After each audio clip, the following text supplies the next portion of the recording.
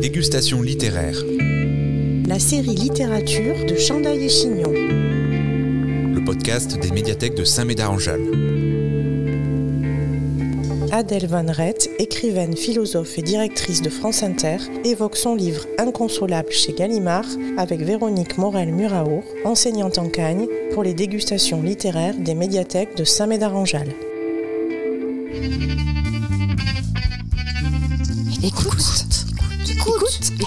Écoute, c'est Chandail et Chignon. En philosophie, le jeu, il est quasiment banni, hormis chez Montaigne. Et c'est ça qui m'a fait écrire. Et je crois que ça a donné la tonalité de mes écrits. C'est-à-dire que le jeu me permet de puiser dans ce que j'ai de plus intime, que je ne pourrais pas dire d'ailleurs si je parlais vraiment de moi, je crois. Et ainsi de me donner une chance de toucher le lecteur dans son intimité aussi.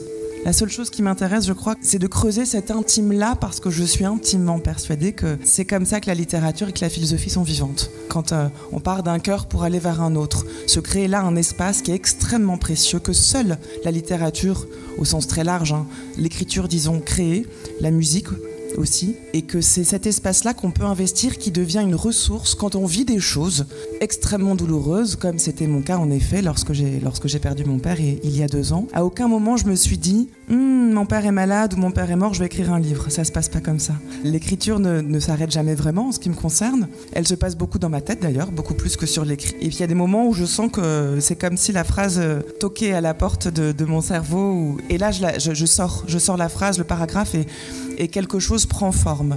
Et cette chose-là, à la fois est très fidèle à ce que j'ai vécu. Je suis un peu obsédée par la justesse, la recherche du mot juste pour décrire les expériences que je vis. Et en même temps, comme vous le disiez très justement, elle crée une forme de distance par rapport à ce que je vis. Donc d'un côté, il y a le mouvement qui m'anime, qui est très important, je crois, qui est d'essayer de vivre au plus près chaque expérience qui m'est donnée, douloureuse comme heureuse, et de l'autre, il y a de manière quasi simultanée l'écriture qui arrive, qui me permet de saisir ce moment au plus près et aussi de m'en protéger lorsqu'il est douloureux, même quand il est joyeux, parce que la joie aussi parfois est douloureuse. Le livre est né de tous ces fils-là que j'essaye de dénouer. Bibliothécaire, spécialiste en rien, ou presque, intéressé partout. plus ou moins, Chandail et Chignon, le podcast vraiment très intéressant. hallucinant. C'est possible ça ? Je vais peut-être vous proposer de lire la première page pour qu'on entre par les mots de votre narratrice et nous l'appellerons désormais de cette manière-là. J'entre ici en perdante.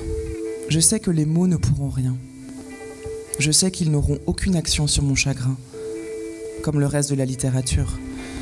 Je ne dis pas qu'elle est inutile, je dis qu'elle ne console pas. Pourquoi écrire alors ?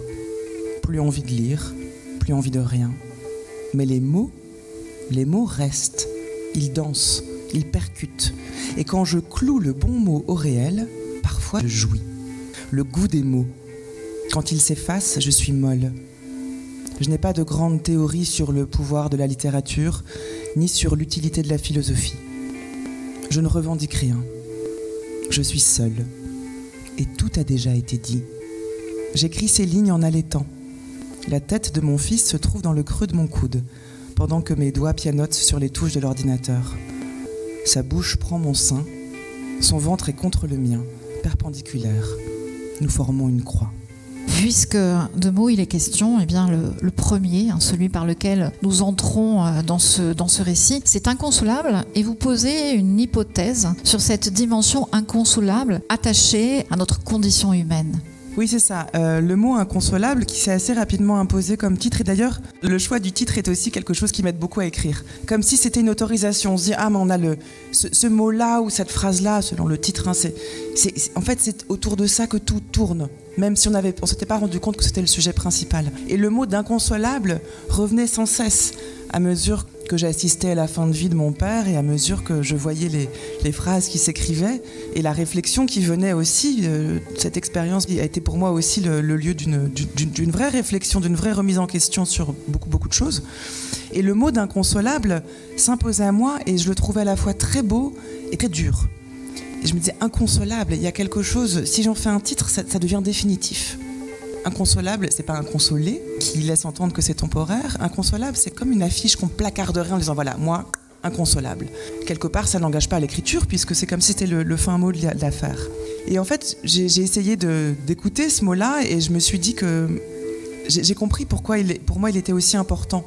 Il n'y avait pas simplement la sonorité ni le sens auquel il renvoyait, mais c'est que j'y entendais une sorte de concept. Et j'entends par concept pas simplement un mot, mais un terme qui en lui-même révèle beaucoup d'aspects différents qui sont problématiques. Ça aussi, c'est la déformation philosophique, c'est qu'on aime bien les problèmes et on sait très bien qu'il n'y aura pas de solution. Donc on peut, avec apaisement, accueillir un problème en se disant « chic, je vais pouvoir le creuser, il va se passer plein de choses » et c'est de la gourmandise, hein, c'est vraiment ça. Et donc, inconsolable, je me suis rendu compte qu'au fond, c'était pas simplement un terme qui qualifiait l'état dans lequel j'étais à ce moment-là, au moment où mon père est mort, mais était un terme qui désignait ce que je crois être un état anthropologique, voire ontologique, c'est-à-dire qui nous constitue en tant qu'être humain, puisque j'émets l'hypothèse que nous sommes tous de naissance inconsolables, que nous naissons avec un manque, une perte, une fêlure, quelque chose qui fait que nous passons notre vie à chercher une consolation ultime que nous n'aurons jamais. Et cette hypothèse, elle ne vient pas de nulle part, elle vient d'expériences que j'ai vécues et que peut-être vous avez vécues aussi, je crois que je ne suis pas seule en la matière, qui est que, même depuis l'enfance, ces vagues qu'on appelle souvent de mélancolie, cette sensation d'être un tout petit peu exclu de ce qui se passe, ou d'être à côté, de regarder le monde comme un spectacle, et de sentir qu'il y a quelque chose qui ne va pas, si on n'a pas les termes pour le dire, une tristesse qui s'empare de nous, mais qui n'a aucune raison objective. Et qui fait qu'on a envie, si on décortique un peu, qu'une main se tende vers nous, ou que des bras s'ouvrent à nous, et qu'on peut même arriver à presque surjouer cette tristesse-là, parce qu'on ne sait pas quoi en faire, elle est vraiment, vraiment très présente, et ça peut être asphyxiant même, et les moments où les personnes autour de nous le remarquent, et surtout quand on est enfant, généralement on est entouré de personnes qui font plus attention à ça que quand on est adulte, et que les bras arrivent, et que les câlins se donnent, ça va mieux, c'est un réconfort, mais c'est pas non plus exactement ça. Et je crois que c'est pas exactement ça, c'est quelque chose de fondamental dans nos existences. C'est rare de vivre des expériences où c'est exactement ça, c'est-à-dire qu'on coïncide exactement avec ce qu'on attendait et avec le réel lui-même. Et ce décalage, qui parfois est source de tristesse, alors je parle pas de grand chagrin, hein, ça peut être aussi, un vague à l'âme, je crois que c'est notre état inconsolable. Je crois que c'est le fait que, d'emblée, nous naissons en sachant, même si personne ne nous l'a dit, que la vie ne durera pas.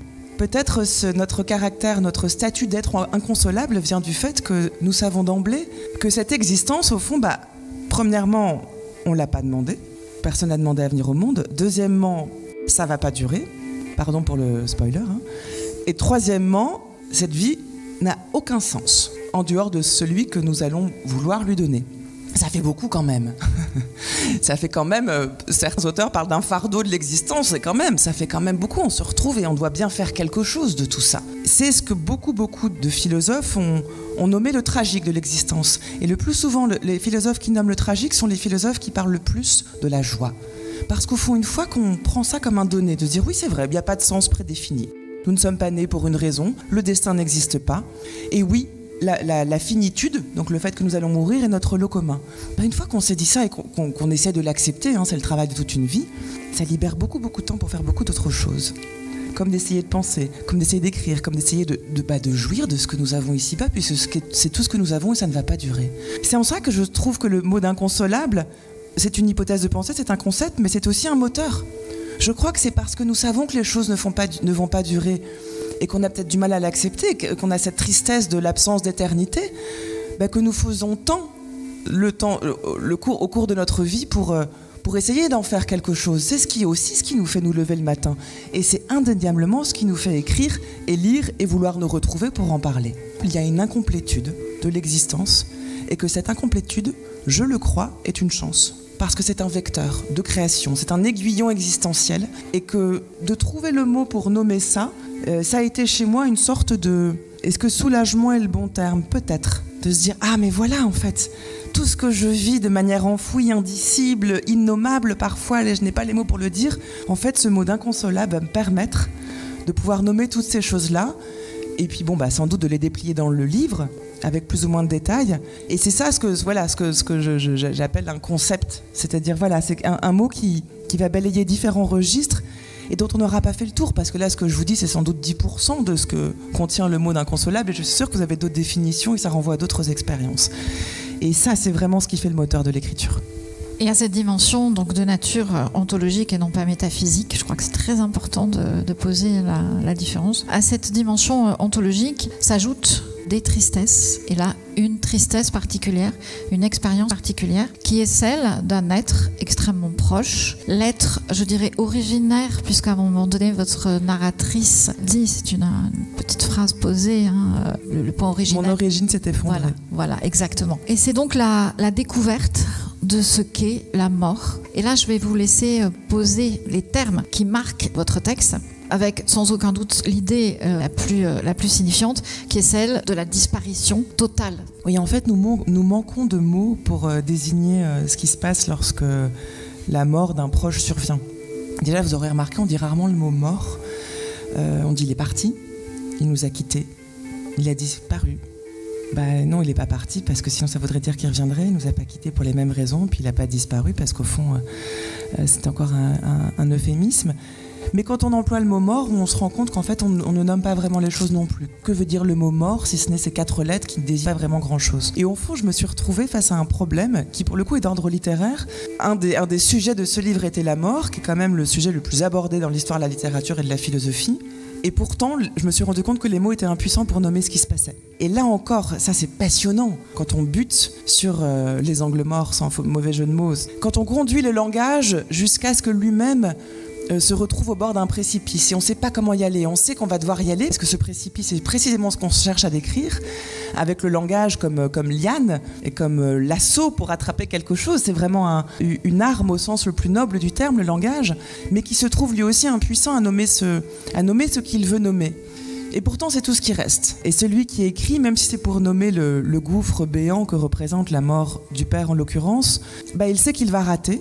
C'est la première phrase du livre, j'entre ici en perdante, ça veut dire que je sais déjà que ce que je veux décrire, je n'y arriverai pas. Mais que c'est peut-être pas si grave. Et qu'au fond, comme dirait Beckett, je vais rater, mais je vais essayer de rater encore. Et de rater mieux. Et au fond, d'essayer de m'inscrire dans une sorte d'esthétique de l'échec, parce qu'au fond, nous valorisons beaucoup la victoire, la réussite, mais finalement, c'est toujours en échouant qu'on apprend. Et puis il y a une noblesse de l'échec, il y a une joie du ratage, voilà. Et l'écriture est faite de ça, et je crois que c'est faire preuve de malhonnêteté que de ne pas le dire. Et que on n'écrit pas pour essayer de prendre la perfection, pour réussir le mieux possible. C'est beaucoup, en tout cas dans Sexe, une question de tenir bon et de survie, c'est vrai. Et donc comment nommer cette mort-là? Et finalement, je crois que le mot le plus juste, je l'emploie à la fin du texte. C'est pas juste une séparation. Parce qu'au fond, une séparation, c'est une mère qui donne la vie à un enfant. Il y a une séparation. Cette séparation, elle est pas sans retour. Enfin, si, bien sûr, l'enfant ne reviendra plus dans le ventre de la mère, mais je crois que c'est pour le meilleur. Et elle est vectrice de liberté. Un couple qui se sépare, chaque membre du couple reste bien vivant. La mort, c'est pas ça. C'est pas juste une séparation. Je crois que c'est une extinction. C'est le mot qui correspond le mieux. Comme on parle d'une extinction des feux, on éteint, plus de lumière, plus rien.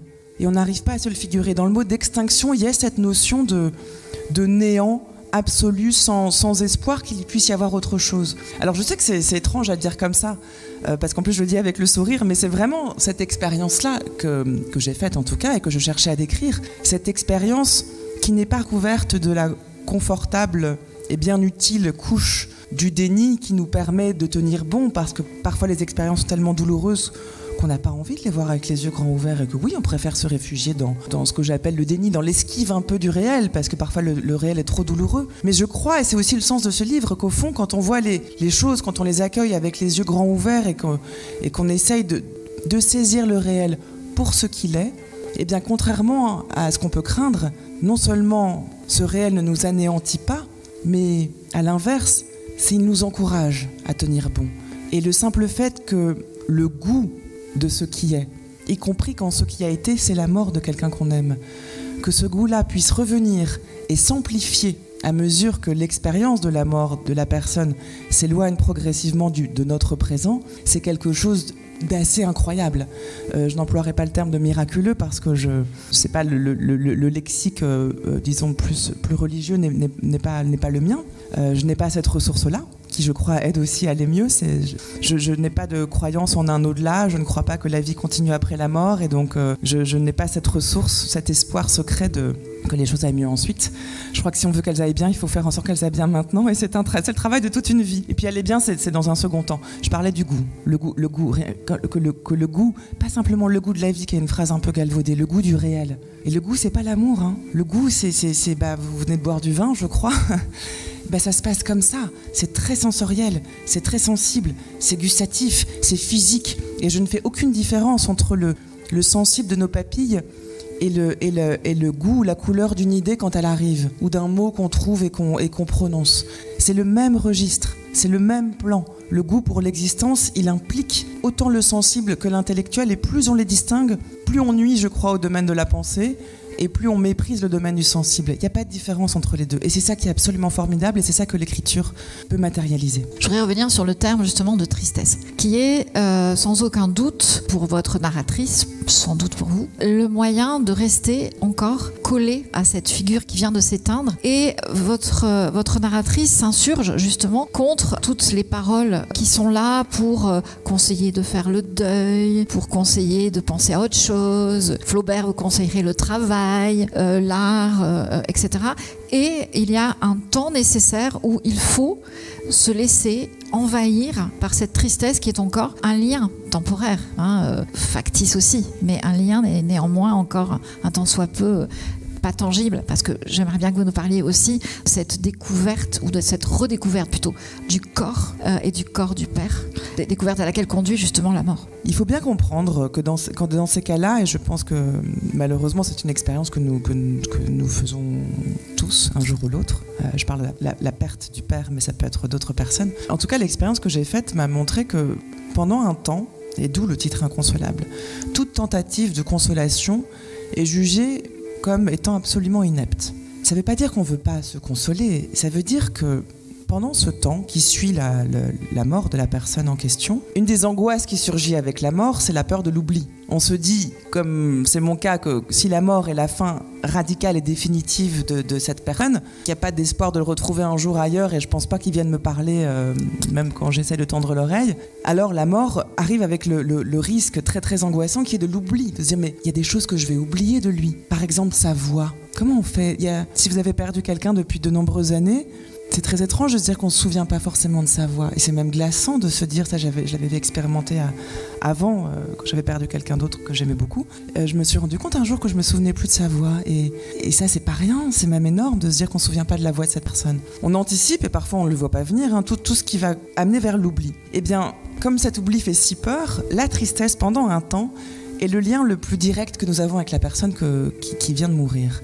Et donc cette tristesse, on veut la garder, pour le pire et pour le meilleur. Mais ça veut dire qu'on se dit que tant qu'on est triste, ça veut dire qu'on n'aura pas oublié la personne. Ça veut dire qu'elle sera vraiment au plus près de notre cœur. Parce qu'on ne sait pas comment ça va se passer au cours des jours, des semaines, des mois et des années qui viennent. On ne sait pas si la personne continuera à occuper la même place. On se dit que si, on se demande comment on va vivre avec ce manque-là. Mais on se doute bien que ça va se transformer d'une manière ou d'une autre. Sinon, de toute façon, ce serait invivable. Mais on n'a pas envie que ça se transforme parce que l'intensité de la douleur et de la tristesse sont encore le lien le plus direct avec cette personne-là. Et c'est pour ça que ceux qui veulent nous venir en aide et qui, comprenons-les, sont absolument impuissants face à ce que nous sommes en train de vivre. Et donc cherche à se rendre utile et donc cherche à nous consoler. Parce que c'est ce qu'on se dit quand quelqu'un va mal et pleure, on se dit on va le consoler. En fait, ça marche jamais. Parce qu'il y a une maladresse inhérente et on a tous été d'un côté et de l'autre, donc on sait très bien qu'on fait ce qu'on peut, mais c'est très difficile de savoir comment faire dans ces cas-là quand on est face à une personne qui est extrêmement triste. Et puis parce que cette personne-là peut pendant un temps, et là encore, ça peut être quelques jours, quelques semaines, quelques mois, quelques années, ne pas vouloir être consolée. D'où ce que je décris dans le livre, la tentative de la famille de la narratrice, alors que le père est sur le point de mourir, de la consoler en lui offrant un beau matin un chat. Mais alors un chat qu'elle n'a pas du tout voulu. C'est-à-dire qu'elle ouvre la porte et c'est près de son anniversaire et tout d'un coup, il y a son compagnon, ses enfants, ses beaux-enfants, ils sont là, ils ont l'air très nombreux, elle lui dit « Mais tiens, on t'a offert un chat !» Et elle prend cette petite boule de poil très mignonne, mais vraiment précédée d'aucun désir de sa part. Et elle se dit, mais qu'est-ce que je vais faire de ce chat ? Alors que toute mon attention est accaparée par mon père qui est en train de mourir à l'autre bout de la France, à l'hôpital, je n'arrive à penser à rien d'autre. Et vous voulez que je m'occupe d'un chat ? Quand on y pense, c'est très malin d'ailleurs. Parce que justement, de me dire, mais comment voulez-vous que je m'occupe d'un chat, c'est autant de temps consacré à penser à autre chose qu'au père qui est en train de mourir à l'autre bout de la France. Mais ce chat arrive sous forme d'agacement pour la narratrice, et la meilleure incarnation physique, pas simplement matérielle, vivante, de la tentative de consolation de la part de ceux qui l'entourent. Et le chat devient, à mesure que le texte avance, une espèce de contrepoint burlesque au fond. Parce que ça se passe toujours mal.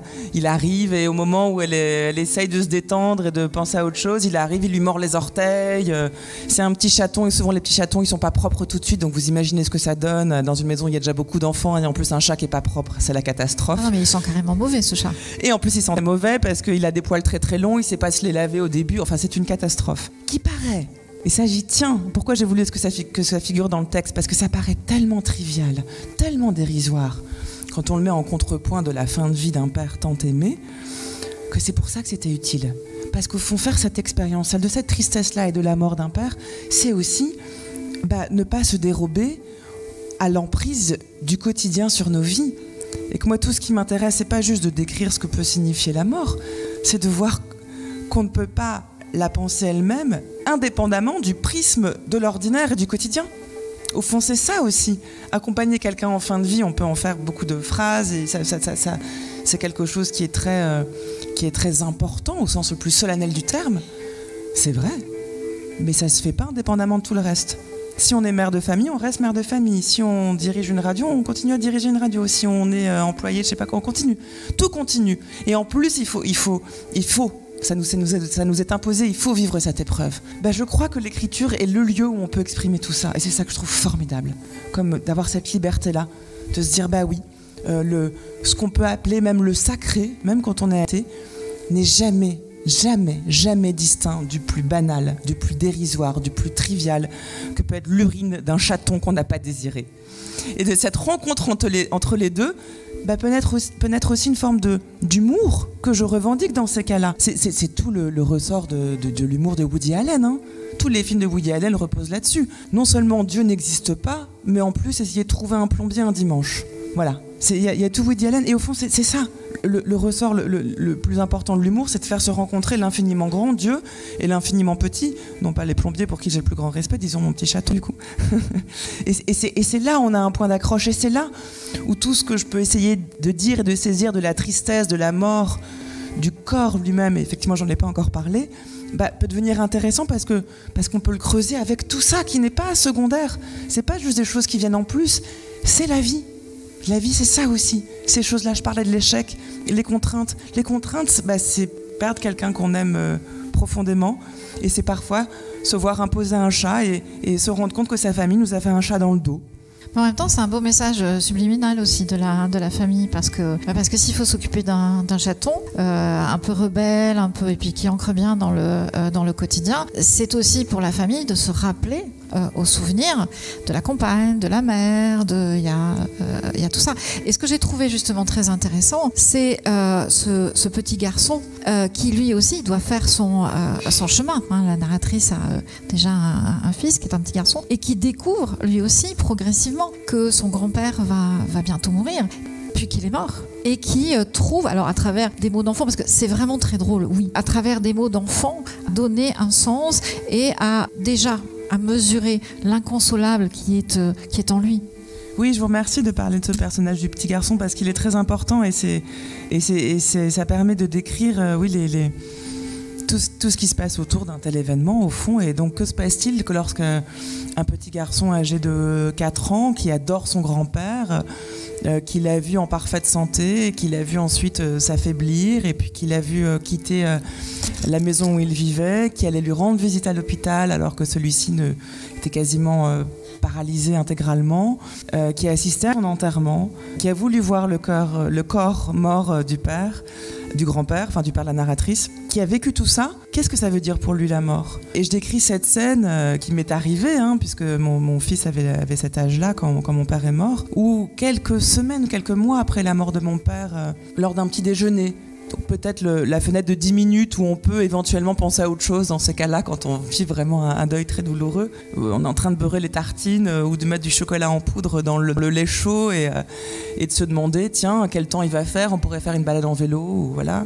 Et tout d'un coup, ce petit garçon qui s'est tourné vers moi et qui m'a dit, mais en fait maman, ton père il est mort parce que t'avais plus besoin de lui. Et là je me suis dit, mais il a trouvé, en fait avec cette phrase-là, parce qu'il l'a vraiment dit sur le ton de Eureka, j'ai trouvé, j'ai compris en fait pourquoi c'est si difficile. Il avait trouvé la phrase qui lui permettait de donner un sens à ce qui venait de se passer. Et pour lui, rien n'était plus évident que le fait que sa mère, puisqu'elle était mère, c'était plus une petite fille. Et c'est bien connu, une maman n'a plus besoin de son papa puisque c'est une maman. Et c'est pour ça que son grand-père était mort, puisque moi j'étais sa maman, donc j'avais plus besoin de papa. Et donc c'est QFD. Voilà pourquoi papa, grand-père, son grand-père, pouvait, pourquoi il avait été envisageable même une seconde qu'il puisse trouver la mort.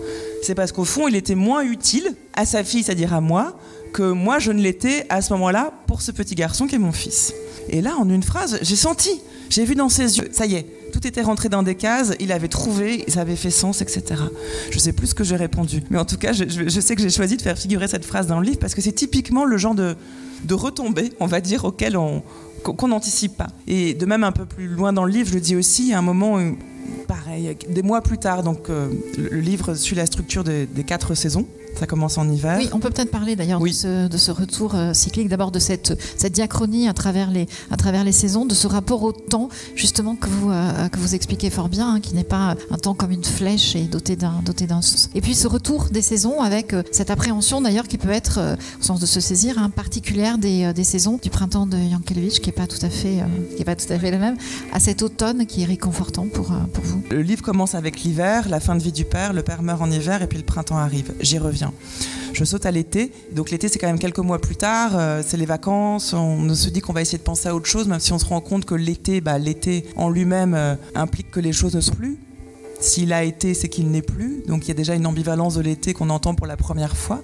Et là, le petit garçon qui tout d'un coup se tourne vers moi et me dit mais au fait, et puis on écoute de la musique à ce moment-là, la musique est très très présente aussi tout le long du livre, et tout d'un coup, je sais plus ce qu'on est en train d'écouter, il me dit mais au fond en fait, mon grand-père il est mort d'un cancer au cerveau, hein, c'est ça. Parce qu'il est mort d'un cancer au cerveau, évidemment.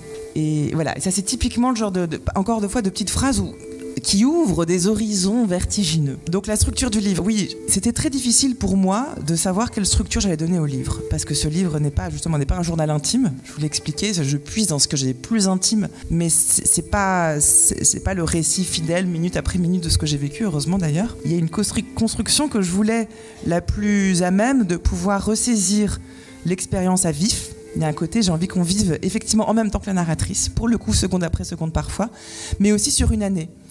Parce que si vous avez vécu ce type de... J'aime pas beaucoup le mot de deuil, mais bon, c'est quand même ce que ça signifie.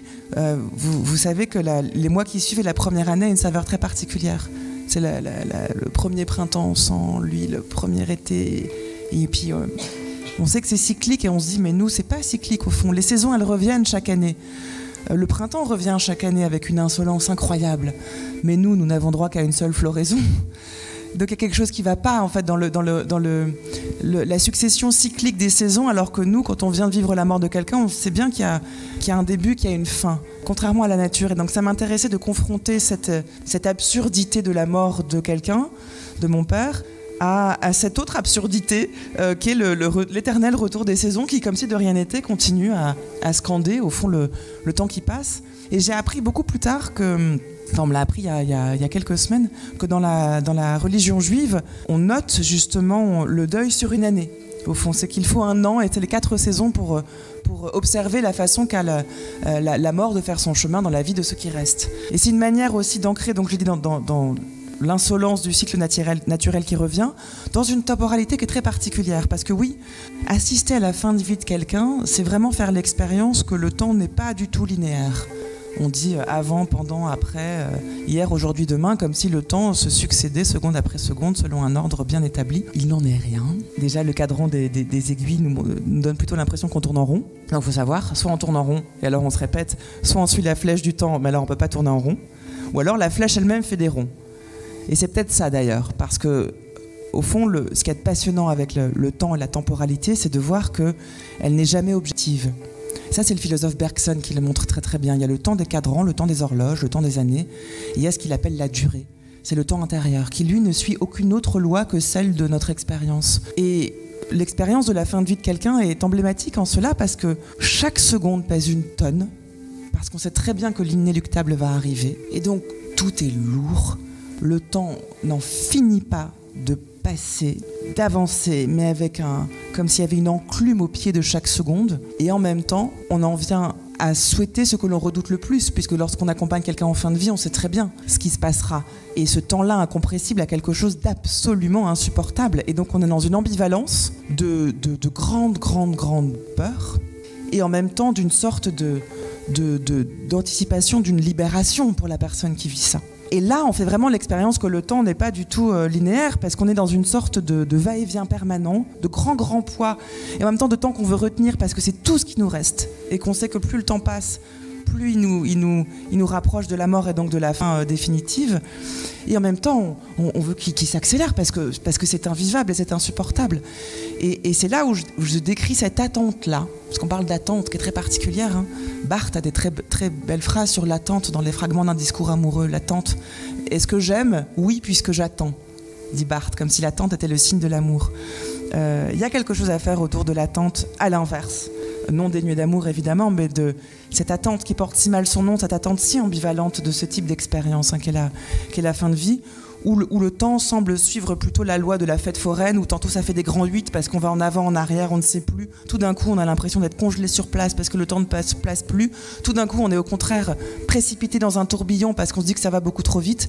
Voilà, cette expérience-là, je crois, est emblématique de notre rapport à l'existence. Je prends à dessein une période de notre vie qui est quand même très particulière, mais je crois qu'elle est symptomatique de notre rapport quotidien au temps, qui est loin d'être aussi réglé que ce qu'on voudrait qu'il soit, ou alors quand il l'est, parfois on fuit justement ce côté très régulier, parce que c'est ce qu'on essaie de faire quand on dit qu'on veut essayer de mettre un peu d'extraordinaire dans l'ordinaire. On veut chambouler tout ça parce que le côté très régulier peut nous peser. Dans le livre, c'est exactement les deux, parce qu'il y a le temps de l'attente, il y a le temps encore plus indescriptible de l'après, et puis il y a un troisième temps qui vient s'ajouter, il y a le temps de l'année, mais donc un quatrième temps, il y en a beaucoup. La narratrice, très peu de temps avant que le père meure, découvre qu'elle est enceinte. Et donc il y a une autre temporalité qui arrive, qui est celle de la grossesse, d'un embryon qui se forme, d'un fœtus, et de l'arrivée d'un nouvel enfant, quasiment, 8 mois après la mort du père, et qui fait qu'au lieu de regarder d'un côté, vers la mort inéluctable, elle regarde vers la vie qui va arriver. Et que de faire l'expérience simultanément du dernier souffle et du premier souffle vous rend absolument vacciné contre toute forme de discours de temps linéaire, entre autres choses. Mais fait surtout prendre conscience de la texture du temps. Au fond, le temps a une texture, il a une épaisseur. Et quand on est, ce qui a été mon cas, le geste c'est celui-là. C'est vraiment avec ma main dans celle de mon père, et ensuite, quelques mois plus tard, la main dans celle du nouveau petit garçon dont j'ai accouché. On est dans une position d'intermédiaire et de transmission. Et ce qu'au fond, je crois, j'ai toujours essayé de faire, même dans mon travail, de transmettre les écrits des autres, les textes des autres auprès du plus grand nombre de personnes. Essayer ce rôle de transmission, je suis tout à fait à l'aise avec lui, mais que se passe-t-il quand cette transmission, elle se passe de manière physique dans un corps qui n'y est plus, et un corps qui arrive, et ce corps au milieu qui grossit parce que voilà, j'étais enceinte, et qui ne sait plus comment exister entre ce début et cette fin, quoi. Je dirais que votre narratrice, ou vous, c'est le corps retrouvé, célébré, et ça me paraît d'autant plus intéressant pour la philosophe qui refuse la séparation entre un principe spirituel et puis un principe corporel. Et cette matérialité du monde dans laquelle on s'inscrit tout en cherchant aussi sa propre autonomie, on la mesure, mais vraiment charnellement avec elle, avec vous, dans ce texte, à ce moment qui est spectaculaire au sens vraiment de ce que l'on voit, de ce que l'on mesure. Oui, parce que c'est vrai que je distingue pas du tout ce que je vous dis du corps, vous l'aurez sans doute compris, mais même je vais plus loin, c'est que je pense que tout ce qu'on essaie d'écrire, de penser, de dire vient du corps. Enfin, chez moi, c'est pas une illustration de ce que je veux dire, c'est le point de départ. Et au fond, c'est ça aussi qui rend inconsolable.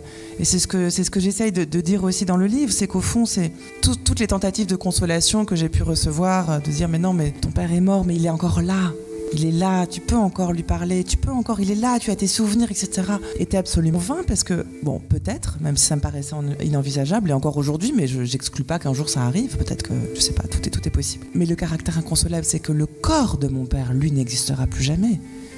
Et le corps, moi je pense pas comme Platon que le corps n'est que le véhicule de l'âme. J'aime trop la vie pour ne pas avoir dans le corps juste un moyen de parler, de s'exprimer, etc. Qu'est-ce qu'on fait de cette extinction-là d'un corps qui meurt, qui est incinéré, qui vit ensuite sa vie de corps mort, qui devient molécule, atome, etc. Qu'est-ce qu'on fait de ça et qu'est-ce que moi je fais de ça parce qu'il s'agit de mon père, de ce toucher que je n'aurai plus jamais. Mais même de manière générale, ça renseigne sur la manière que nous avons encore une fois, de dissocier, de se dire mais les gens que nous aimons lire, les philosophes, les grands écrits, les grands hommes, les grandes femmes, les grands personnages, on se dit mais l'idée est plus forte que le reste parce qu'elle passe à travers les siècles. Je le dis à propos d'Hannah Arendt dans le livre à la fin. Je dis bien Hannah Arendt qui elle-même en plus croyait en la vie de l'esprit.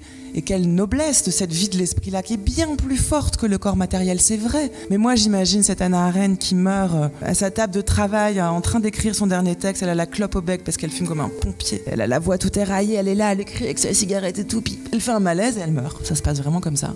Ce corps-là, qu'est-ce qu'on en fait? Qu'est-ce qu'il en reste? C'est ce corps-là, cette matérialité du corps, c'est pas secondaire quand il s'agit de son propre père. C'est là où la matière est si importante. Et c'est aussi pour ça que je décris ce corps-là, y compris quand il est en fin de vie, mais avec beaucoup de douceur. C'est pas du tout violent d'ailleurs. J'espère que c'est ce qu'on retient du livre. C'est pas du tout violent parce que c'est le corps de mon père et que c'est un corps qui est très doux aussi et qui est là, qui bouge presque plus, mais avec qui j'ai encore un contact et qui m'évoque beaucoup de choses, qui devient presque petit garçon lui à son tour puisqu'il ne peut plus bouger. Et le face-à-face qui n'aura jamais lieu entre le corps de mon père et le corps de mon nouveau-né à quelque chose que je pense que j'arriverai pas à décrire, mais qui est vertigineux aussi pour la pensée, mais dans l'expérience, de voir un corps les dernières minutes d'un corps vivant et les premières minutes d'un corps qui apparaît au monde. C'est quand même les expériences les plus inouïes dans une vie. Et elles passent par le corps. Ces expériences les plus inouïes, elles passent par le corps. D'où cette importance du corps, y compris dans la lecture, qui est très, très charnelle. De manière générale, on écrit avec le corps. Je vais lire juste les premières lignes, justement, qui célèbrent la naissance de cet enfant, de ce petit enfant. Il est né, c'est une annonce. Il est divin et tout a changé. Tout est revenu à sa place. Tu es né. Ton corps est entré dans nos vies. Stupéfaction. Tout fonctionne mieux qu'en rêve. Ivresse de bonheur et d'amour. Je flotte, je suis sous drogue. Je te répète toute la journée, en te caressant le crâne, que tu es le bébé le plus mignon du monde. Tu es si doux, si calme, et tu rends heureux ceux qui sont autour de toi. Siddhartha en couche-culotte. Tu n'es pas le petit dernier. Tu es le point d'équilibre qui fait tenir notre édifice improvisé et soumis à toute épreuve. Tu es le point d'équilibre qui fait tenir notre édifice improvisé et soumis à toute épreuve. Je trouve que cette expression est absolument magnifique. Dit bien la recherche d'équilibre, toujours à recommencer, mais à revivre par le corps, pour le corps, avec le corps. Vous évoquiez la cigarette tout à l'heure d'Hannah Arendt. La cigarette, on peut parler d'ailleurs de la cigarette de la narratrice. Parlons-en. Vous n'êtes pas du tout dans le politiquement correct et justement, vous déclinez, alors on sent que vous amusez aussi, mais c'est aussi une confrontation un peu existentielle avec ce que représente la cigarette. Merci de parler de la cigarette parce qu'en effet, elle est présente par petites touches et en fait, elle a un rôle très important. Je décris la cigarette comme ces petits moments. Alors, je suis une très petite fumeuse. J'aime bien fumer. Mais dans le livre, c'est vrai que beaucoup de gens sont venus me voir en me disant mais ça, vous avez réussi à arrêter de fumer parce qu'on a l'impression que je fume en permanence, alors qu'en fait je suis une très petite fumeuse qui aime beaucoup fumer et je le décris dans le livre. Je décris ce plaisir. En plus, je roule mes cigarettes avec du tabac à rouler. J'ai le geste de la feuille qu'on plie, qu'on allume et les cigarettes qu'on roule ont une vertu que j'adore, c'est qu'elles, si on ne tire pas dessus, elles s'éteignent. Et donc moi, quand j'essaye de... Parfois, je fume en écrivant. J'ai l'impression de fumer toute la journée, mais j'ai fumé qu'une cigarette parce qu'en fait, j'allume un peu, je tire, je pose, j'écris, puis après, elle s'est éteinte. Donc, je peux la rallumer. Et ça, c'est génial. Là aussi, dans la temporalité, il y a quelque chose qui nous accompagne. Et quand on y pense, finalement, la cigarette nous renseigne énormément sur notre rapport à la vie et à la mort. Parce qu'au fond, dans la cigarette, il y a quelque chose comme une volonté à la fois pleine de panache et complètement débile d'un face-à-face avec la mort. Parce que celui qui fume, c'est très bien qu'il se rapproche de la mort à chaque fois qu'il le fait.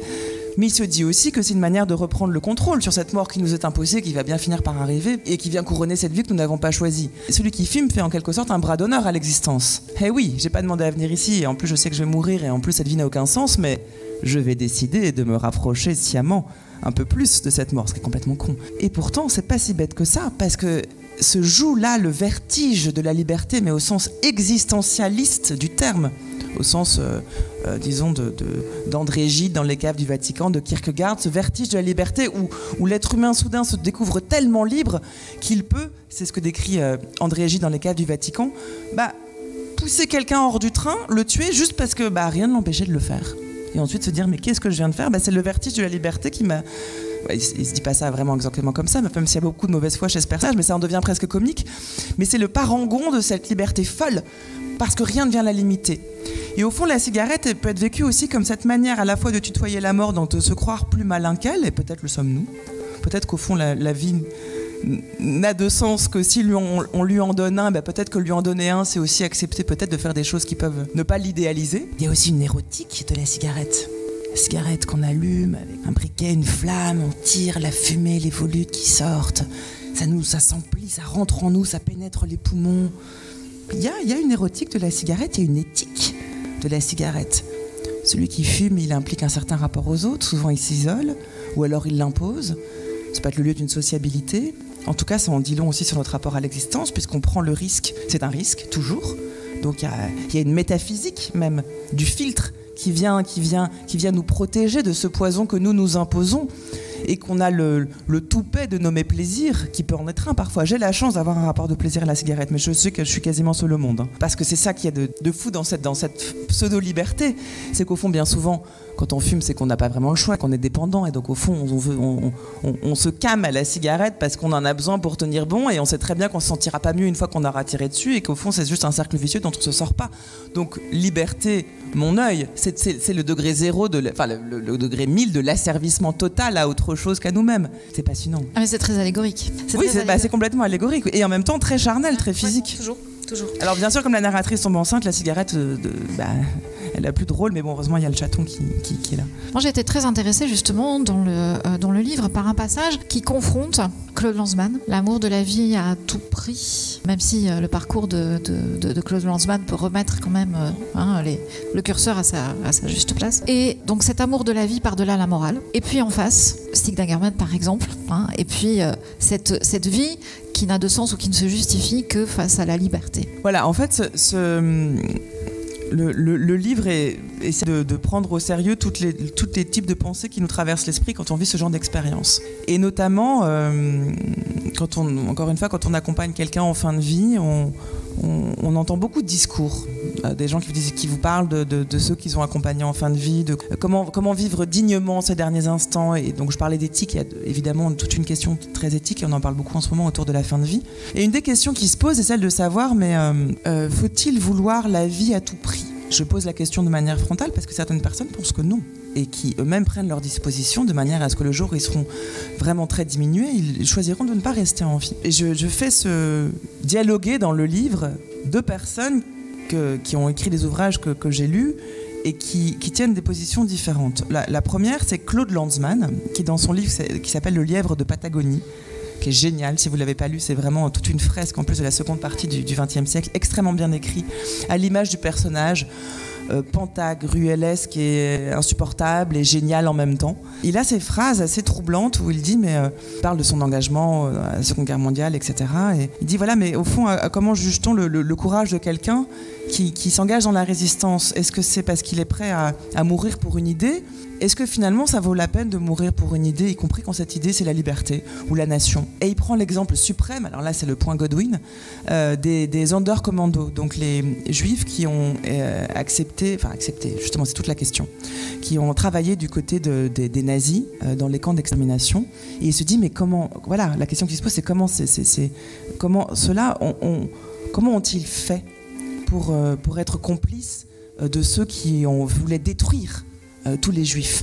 Et il a cette phrase très très étrange, alors c'est juste un passage dans le livre, mais qui m'a moi saisi, où il dit, mais finalement, est-ce que aimer la vie ne peut pas se concevoir jusque-là, aux dépens de toute morale, aux dépens de toute cette espèce de volonté de rester en vie envers et contre tout et envers et contre toute forme de morale. Et de l'autre côté, il y a Stig Dagerman, qui est lui l'auteur d'un livre aussi petit que celui de Claude Lanzmann est gros, puisque le livre s'appelle « Notre besoin de consolation est impossible à rassasier ». Et il fait 12 pages, je pense, tout petit. Achetez-le, il coûte pas cher, il est formidable. Et dans lequel Stig Dagerman explique donc notre besoin de consolation est impossible à rassasier. Bon, vous aurez compris ce que ça veut dire. En ce sens, moi, je fais une espèce de plagiat de ce titre avec un seul mot. Et lui explique au contraire que la vie n'a aucun sens si celle-ci n'est pas absolument libre. Parce qu'au fond, ce que dit Lanzmann, c'est que vaut-il mieux vivre prisonnier, paralysé, que de ne pas vivre du tout? Lanzmann a l'air de dire oui. Stig Dagerman dit la seconde où je me rends compte que je ne suis pas libre autant que je le voudrais, ça ne sert plus à rien de vivre.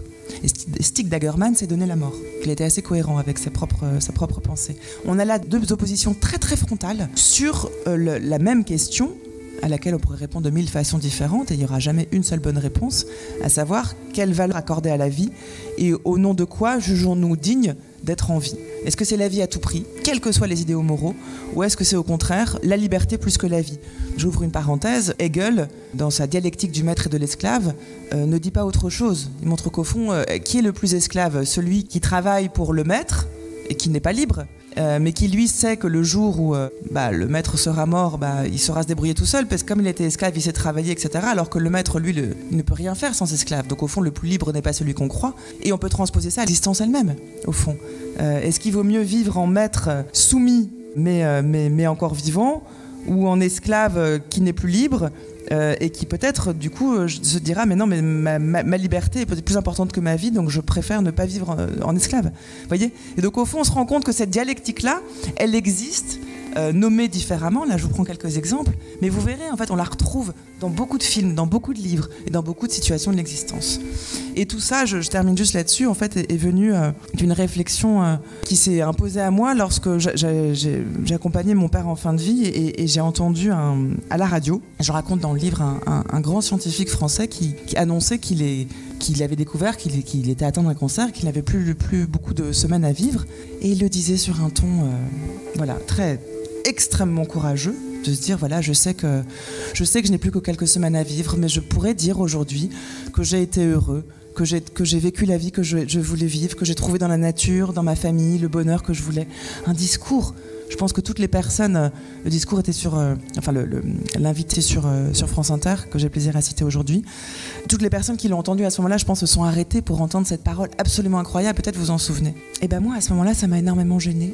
Parce que je me suis dit, j'étais pleine d'admiration pour cette personne qui était capable d'aller dans la première matinale de France raconter qu'il lui restait quelques semaines à vivre et regarder droit dans les yeux l'intervieweuse pour lui dire comment la force avec laquelle vivait ces moments-là. Et puis moi, je pensais à mon père qui lui aurait été bien incapable de parler, que même si on lui avait donné le micro, il n'aurait pas prononcé ces termes-là. Et je me suis dit, il y a quelque chose qui me gêne là-dedans parce que je me sens obligée de comparer. Et c'est terrible. On ne peut pas comparer, c'est absolument incomparable. Deux situations très différentes, et ça a provoqué peut-être, c'est la seule fois où j'ai senti presque une forme de colère en me disant mais je pense que mon père, déjà on lui demande pas son avis, on l'invite pas à parler dans une matinale. Puis je pense qu'il irait pas, puis il dirait jamais ces choses-là, puis je pense même pas qu'il dirait qu'il avait la vie qu'il voulait. Je pense pas qu'il dirait qu'il avait vécu un bonheur sans nom. Non, parce que mon père avait ses secrets, son âme à lui, et il manquait pas de courage, mais je pense que celui-là, il l'aurait peut-être pas eu, et alors? Et c'est là où tout d'un coup je me suis dit, mais ce qu'il y a d'assez pervers là-dedans, c'est que on introduit des éléments moraux. Faut-il être courageux au moment de mourir? Peut-être pas, on fait ce qu'on peut déjà, vraiment. Et c'est de là que la réflexion est partie. Et qu'ensuite Lanzmann et Dagerman, je l'ai voulu les faire dialoguer parce qu'au fond, ces expériences-là, il me semble, remettent complètement à zéro tous les idéaux qu'on s'est construits, tous les principes qu'on s'est donnés. Que reste-t-il de la morale lorsqu'on s'apprête à mourir? C'est une vraie question, d'autant que mon père était un fan inconditionnel de Cyrano de Bergerac, qui lui tient à mourir avec panache. Moi, je dirais que la parole de votre père dans son silence est sans doute la parole la plus vraie, parce que c'est la parole secrète, celle qui s'adresse aux proches, celle qui dit que jusqu'au bout, il y a le goût de la vie et qu'on n'a pas forcément envie de partir. On sait que l'apaisement est sans doute à ce prix, mais que sans la théâtralisation que peut offrir le média, il y a aussi, et on retrouve ce goût jusqu'au bout, ce goût de la vie et ce goût qui rattrape justement la narratrice avec les saisons. C'est ce goût porté par le corps, c'est ce goût offert par le bébé, mais c'est ce goût aussi offert par ces saisons et par ce temps qui se prolonge, qui se matérialise. Vous parliez de miracle tout à l'heure sans aucune connotation effectivement métaphysique ou autre, mais tout à coup le principe de la vie plus fort que tout. Oui, et ce goût-là, il faut bien le préciser, c'est celui de la narratrice, c'est pas celui du père, qui en effet dit qu'il veut se soigner jusqu'au bout et rester en vie. Oui, c'est la narratrice et c'est moi. Pour le coup, le goût de la vie, c'est vraiment quelque chose qui m'est cher et sans doute le livre raconte aussi cette évolution au cours de cette première année. Et il n'y a pas de morale, il n'y a certainement pas de conseils à donner. Il y a juste un constat qui est que ce goût de la vie-là, il peut rester intact quand on vit ce genre d'épreuve et qu'au fond, et c'est la fin du livre, je ne révèle rien parce que bon, vous aurez compris ce qui se passe dans le livre, enfin c'est pas la toute fin d'ailleurs, mais c'est se dire, bah oui, au fond, toutes les injonctions à la consolation me font croire que pour aller bien, il faut ne plus être triste, que pour s'en sortir, il faut sécher toutes ses larmes et toutes ces expressions, aller de l'avant, regarder droit devant soi, se concentrer sur les enfants et les bonnes choses, faire le travail du deuil.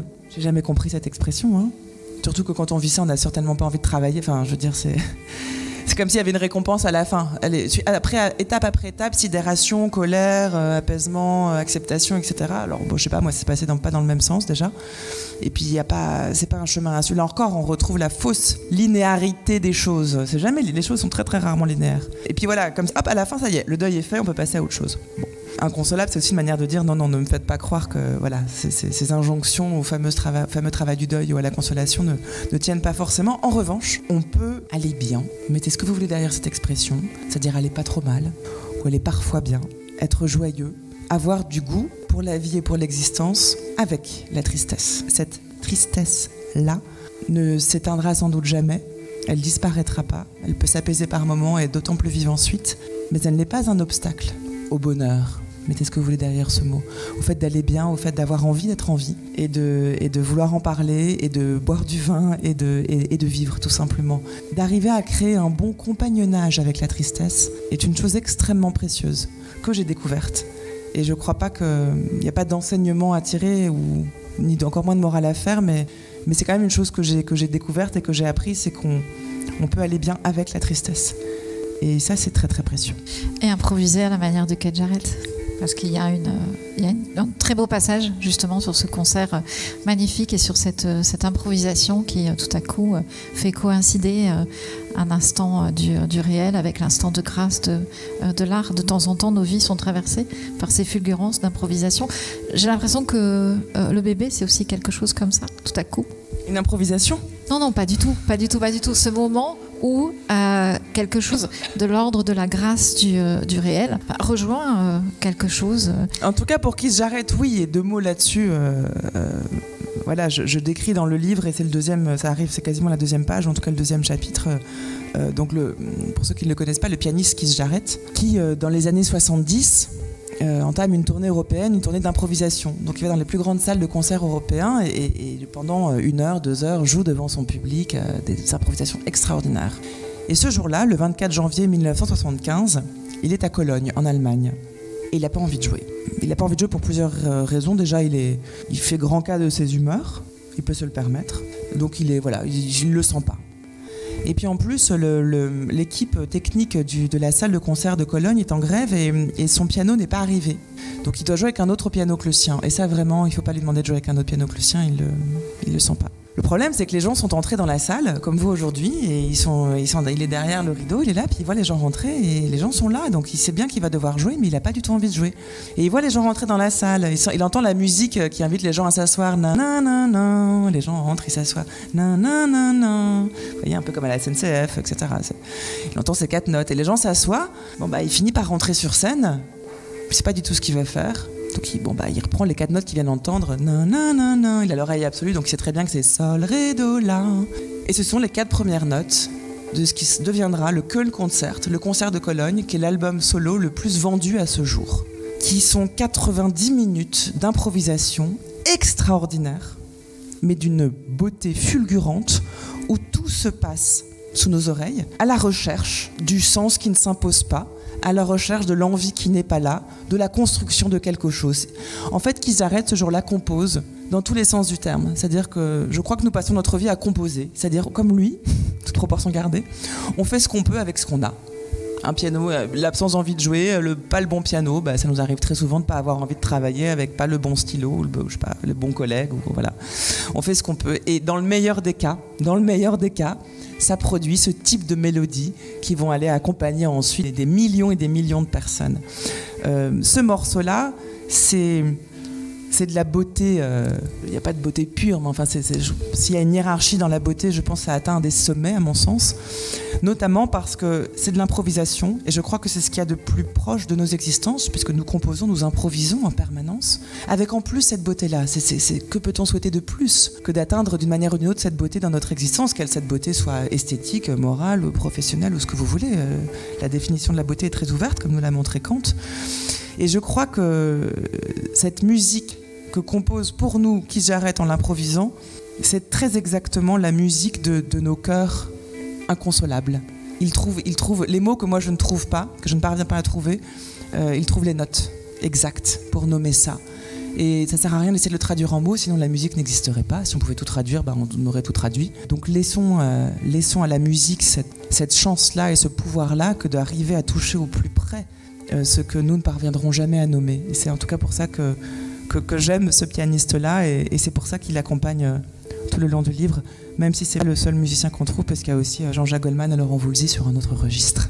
Le père qui meurt, c'est aussi une forme d'amour qui disparaît. Quand l'autre disparaît, qu'est-ce qui s'arrête de cette forme d'amour inconditionnel? Et qu'est-ce qui reste donc de cette filiation aussi très particulière, de ce père qui avait un métier si particulier? Et vous nous faites entrer d'ailleurs dans la dimension duel de l'archiviste. Oui, en effet, c'est troublant de s'interroger sur l'oubli quand on est une fille d'archiviste, parce que l'archiviste par définition c'est celui qui va faire en sorte que l'on n'oublie pas, puisque c'est celui qui va... Alors que fait-il l'archiviste justement? Je mets ça en scène dans le livre pour cette jeune narratrice qui essaie de comprendre. En fait, mon père était archiviste et archiviste, on le sait peu, mais ça fait partie de ces métiers qui peuvent venir avec un logement de fonction. Et donc j'ai beaucoup déménagé au gré des affectations de mon père, et à chaque fois on vivait aux archives. Et donc j'ai passé ma vie pour rentrer chez moi à passer des rayonnages, à travers des rayonnages, des kilomètres, on compte en kilomètres, de documents archivés, avec cette odeur si particulière que j'essaie de décrire mais qui est assez indescriptible. Et c'était mon quotidien. Et au fond j'ai quand même gardé une idée assez forte de ce qu'il disait quand il définissait le métier d'archiviste. L'archiviste, certes, c'est celui qui garde les documents dont on a besoin pour ne pas oublier, donc pour écrire l'histoire, et qui les rend consultables par les historiens, les généalogistes et quiconque le souhaite d'ailleurs. Mais pour garder les documents, il faut d'abord aller les récolter.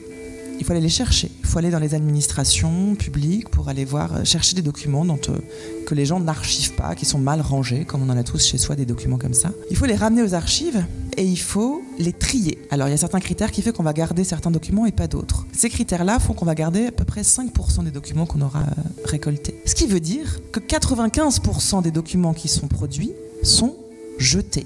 Et la phrase de mon père, c'était de dire: l'archiviste, c'est celui qui sait jeter. Et c'est intéressant parce que mon père vivait avec ma mère, qui est la personne la moins matérialiste que je connais. Je pense qu'il y a 3 objets chez elle, toutes pièces confondues. Bon, c'est pas très grand, mais enfin bon quand même.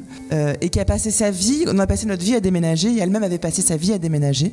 Et donc elle a passé sa vie à dire à chaque déménagement, à chaque carton: non mais ça on va pas garder, non mais ça on va pas garder. Donc à la fin il y avait des cartons tout petits. Je disais mais on va quand même amener quelque chose. On était 4 enfants très nombreux, et donc il y avait mon père qui tenait le discours de il faut savoir jeter, mais qui nous faisait vivre dans des kilomètres et des kilomètres de rayonnage, et ma mère, pas du tout archiviste, qui passait son temps à jeter, à garder vraiment que l'essentiel de chaque chose, et qui pourrait passer sa vie avec un petit sac à côté. Je pense qu'elle aurait pas l'impression de passer à côté de sa vie. Et moi, qui suis là et qui me dit, mais qui suis effectivement pas très matérialiste, mais pas non plus, vous l'aurez compris, très mystique ni spirituel non plus, donc je sais pas où est-ce que je suis finalement, je sais pas où je me situe, mais qui est cette phrase-là et qui me dit, mais voilà, savoir jeter, d'accord, ne pas oublier aussi, qu'est-ce qu'on fait du coup quand son père meurt, parce qu'on veut rien jeter et on peut pas tout garder. J'ai pas grand-chose d'ailleurs, il y a des choses que j'oublierai malgré moi. Peut-être qu'une des tentatives de pas oublier certaines choses, non pas lui, parce que lui, ce qu'il était n'est plus, mais un des rôles qu'il a pu jouer pour moi, ou la manière que la petite fille que j'étais avait pu le voir, c'est peut-être aussi d'écrire un livre. Si vous m'autorisez, j'aimerais bien finir sur la dernière page. Mon papa, je voulais te dire que je vais bien. J'ai eu de bonnes nouvelles au travail. Les enfants sont en pleine forme, mon amour heureux, et je vais bien, tout simplement. Et sans doute, pour la première fois, sans nuage, je vais bien avec la tristesse. Si je n'avais pas la tristesse, j'irais bien aussi, mais pas de la même façon. La tristesse sera toujours là, c'est ainsi, mais elle ne m'empêche pas d'aller bien. Je crois même que c'est grâce à la tristesse que je sais que je vais bien. On m'a dit que pour aller bien, il fallait me consoler, il fallait que la tristesse disparaisse, mais il n'en est rien. Je vais bien, non pas malgré la tristesse, mais avec elle. On vit en bonne entente, un peu comme avec le chat. Pas tous les jours non plus, mais de temps en temps. Je compose. J'aurai toujours de la tristesse dans mon cœur quand je penserai à toi. Ce sera toujours ainsi. Et ce n'est pas grave. Mes larmes coulent moins. Mais quand c'est le cas, ça me rassure. Elles sont ce par quoi tu restes en mouvement. Toi qui n'es plus, ni corps, ni matière, ni vide. Toi qui n'existes plus. Tu restes à cause de mes larmes. Tu engendres un mouvement. Tu fais couler de l'eau sur mes joues.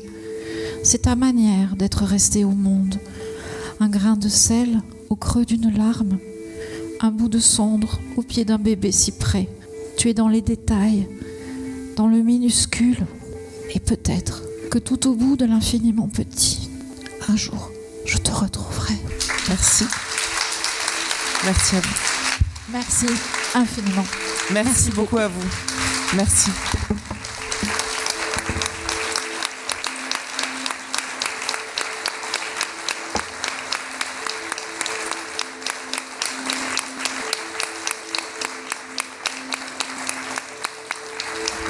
Et on se quitte avec le concert de Cologne en ce moment. Bravo.